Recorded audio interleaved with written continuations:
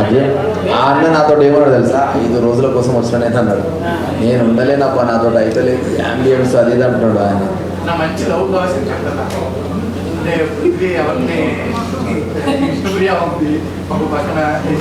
అదొక్కటి నేను చాలా బాధపడ్డా. ఎందుకంటే ఇప్పుడు పృథ్వీ విష్ణుప్రియది మీకేం ప్లేన్ చేసారో మాకు తెలియదు. నేను చూస్తున్నప్పుడు కూడా చాలా ఇట్లా ఫుల్ లవ్, ఇట్లా ఫుల్ ప్రేమ ఉందా. సడన్గా ఒకరోజు విష్ణుప్రియ అన్నది, నేను ఊరికే కంటెంట్ కోసం మజా చేస్తున్నా, హీస్ లైక్ మై బ్రదర్ అన్నది. నా నెత్తి ఖరాబ్ అయిపోయింది. కంటెంట్ కోసం ఏది పడుతుంది ఇట్లా మాట్లాడతామన్నా. సో నేను ఇంకా టాపిక్నే వదిలేసాను. ఇక నేను ఈ వీక్ నైనిక మణికంఠ అనుకున్నాను. ఎందుకనంటే నైనిక పైన కాన్ఫిడెన్స్ లేకుండా ఆ పిల్ల పాపం ఏమైందో తెలియదు. నైనిక కూడా చాలా one of the strongest female contestant అనుకున్నా ఫస్ట్ వీక్. స్లోగా డౌన్ అయితే వచ్చింది. మేబీ చిన్నపిల్ల అవ్వడము, ఆమె చీఫ్ నుంచి ఆమె వెళ్ళిపోవడము, దాని తర్వాత అందరూ దాన్నే డిక్లేర్ చేసిన నామినేషన్స్ వేసరికి ఎమోషనల్లీ డౌన్ అయింది. సో దానివల్ల ఆమె ఫీల్ అయింది. మనీ ఆబ్వియస్లీ కంటెంట్ కోసం వచ్చిందా, మళ్ళీ పోతాను భయపడ్డాడో తెలియదు. లాస్ట్ 2 రోజులు ఘోరంగా ఫ్లక్చువేట్ అవుతా ఉన్నాడు ఎమోషనల్లీ. సో వాళ్ళిద్దరిలో ఎవరో ఒకరు అనుకున్నాను నేను. సో ఎప్పుడైతే నాకు రెడ్ కార్డ్ ఇచ్చిన తర్వాత నేను ఒకటే మాట చెప్పిన, ఫస్ట్ సేఫ్ అవుతారు కదా జనరల్గా, ఫస్ట్ సేఫ్ అయ్యే కాంటెస్టెంట్లలో ఆ ఇద్దరు ముగ్గురు నేను లేననుకో, ఫిక్స్ అయిపోండి, నా బట్టలు రెడీ చేసుకోండి అని చెప్పేసాను. పృథ్వీకి ఉన్న ఒక బిగ్గెస్ట్ డిసడ్వాంటేజ్ ఏంటి అంటే, వాడు సీత తింటెడ్ చూసినాం, యాంగర్ నా స్ట్రెంత్ అని. యాంగర్ వాడు వీక్నెస్. నేను అంటే ఇప్పుడు నన్ను ఎట్లయితే అన్నారో, నువ్వు ఫ్లోలో మజాక్ చేస్తున్నప్పుడు నీ టంగ్ స్లిప్ అయింది, అది నీ మిస్టేక్ అని అన్నారు. అట్లా వాడు ఫ్లోలో గేమ్ ఆడుతున్నప్పుడు ఒక పాయింట్లో ఆగట్లేవాడు.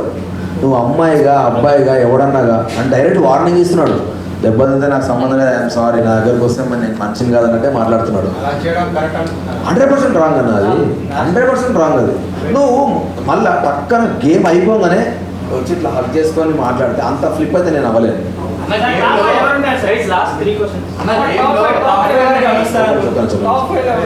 టాప్ 5 నేను అనుకున్నా చెప్తా. ఇప్పుడున్న కంటెస్టెంట్ వల్ల నబీల్, నిఖిల్, ప్రేరణ అండ్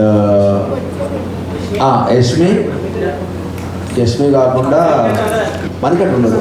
యష్మి కాకుండా చెప్తా లేదు. ఎందుకంటే ఫిజికల్ టాస్క్ ఇట్లాంటి ఇంతకంటే ఎక్కువ వచ్చినాయి అనుకో, మణికంఠ హెల్త్ మీద భయం అవుతున్నారు. వాడు ఒక సిచ్యువేషన్లో పడ్డసి నాకు భయం అయిందండి ఆనెస్ట్గా. వీడు ఉంటాడా పోతాడా భయమైంది నాకు. వాడు నిఖిల్ గాడు వచ్చి ఇట్లా చెవుబెట్టి చూసి ఈ సేఫ్ అంటే నాకు అప్పుడు ఊపిరి తెలుసుకున్నాక. సో అది కాకుండా కదా, విష్ణుప్రియ ఉండదు, ఇంకెవరెవరు ఉన్నారు కంటెస్టెంట్లు, సోనియా ఉండదు, ఇంకా సీత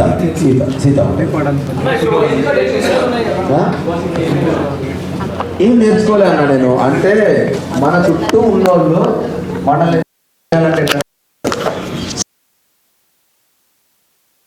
బాగా తెలుసా, బిగ్ బాస్ కాదు, హౌస్లోకి వెళ్ళి బయటకు వచ్చే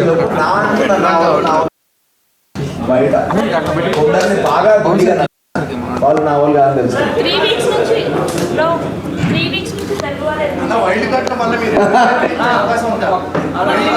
నాకు ఇస్తే 100% పోతా. ఇప్పుడు నేను ఆల్రెడీ చెప్పిన, కెమెరాగా చెప్పిన, బై మిస్టేక్ ఈ వీక్ కనుక నేను ఉంటే నాకు తెలిసింది ఇప్పుడు నేనేం మిస్టేక్ చేసినా అని.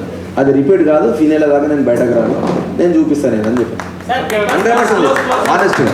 ఎందుకంటే నేను ఆడలేక గివపించిన అనుకున్నారు, కానీ డ్యామేజ్ అయితే నాకు నెక్స్ట్ సినిమా ఉన్నది అన్నది నాకు అనిపిస్తుంది. ఇప్పుడు నేను డ్యామేజ్ అయినా పర్లేదు, ఎట్లా ఆడుతానో నేను ఇప్పుడు వెళ్ళి చూపిస్తాను అంతే.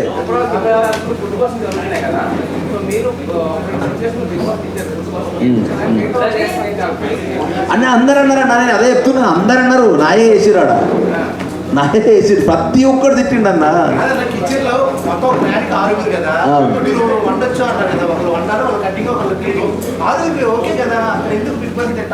ఎందుకు తిట్టాల్సి వచ్చిందంటే, అంతకుముందు 3 రోజులు ఓన్లీ చపాతీ దోశలు తినుకుంటా బతికింది. ఫస్ట్ డే ఆడ గంట టైమర్ ఉన్నది. నువ్వు టైమర్ పెట్టకుండా నువ్వు ఇస్తే నేను ఒక్కనే వండుతాను, 6 మందికి కాదు 12 మందికైనా వండుతా.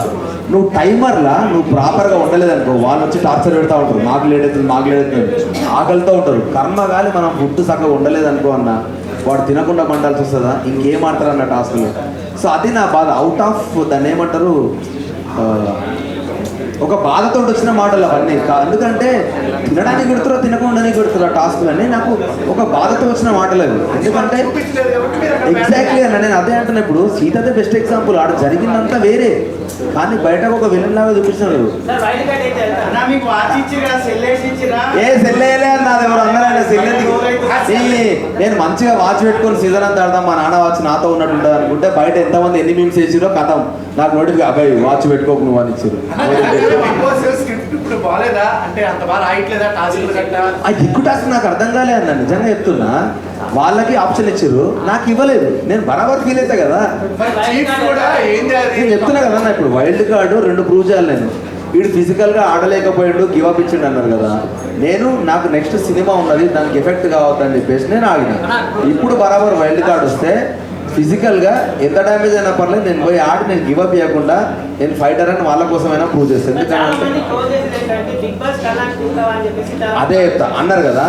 ఇదే నేను చాలాసార్లు నా పిల్లని కూర్చొని ఏంటంటే అరే మా పిల్లంకి నేను ఉడిపెట్టలేరు అని చాలా చాలా క్యాజువల్ వర్డ్ అన్నది. మా పిల్లం అనేది చాలా క్యాజువల్ వర్డ్. సో అది ఆ కంటెక్స్ట్ ఎప్పుడు తెలియదు. ఇప్పుడు అది ఒక్క పదం వాని పెళ్ళామంటే వీడేంద్ర పెళ్ళామంటాడు. సేమ్ ఎట్లయితే ముండా అన్న దాని గురించి మాట్లాడాను, ఇది అంతే. ఇప్పుడు పెళ్ళాం అనేది మా వైఫ్ అని కొందరంటారు, అరే నా పెళ్ళాం మంచిగా చూసుకుంటుంది నన్ను, ఆ కాంటెక్స్టే వేరే. సో దాన్ని ఇక్కడ ట్రిగ్గర్ చేసేసరికి నీకు ఎఫెక్ట్ అయింది తప్ప, కానీ వాంటెడ్ లేని మాటలు కదా. చాలా సరదాగా దాని ముందు వేరే వాళ్ళు చాలా అన్నారు, ఆ అన్నిటి నుంచి వచ్చిన ఇంకో మాట అది నాకు. సో ఇవేమి ప్లే చేయలేదు వాళ్ళు, నాది ప్లే చేసేసరికి నన్ను బ్లేమ్ చేస్తున్నారు. కానీ నేను అయ్యేం పట్టించుకోను, ఎందుకంటే వాళ్ళు చూసినే మాట్లాడతారన్న. సో నేనేం తప్ప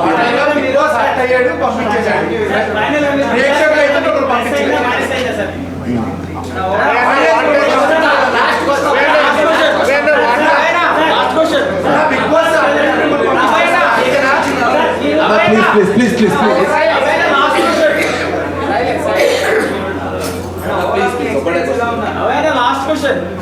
బిగ్ బాస్ చరిత్రలోనే మీరు రెడ్ కార్డ్ పర్చేజ్ చేశారు. ఎలా అనిపించింది? కప్పు తీసుకొద్దాం అనుకున్నా, కార్డు తీసుకొని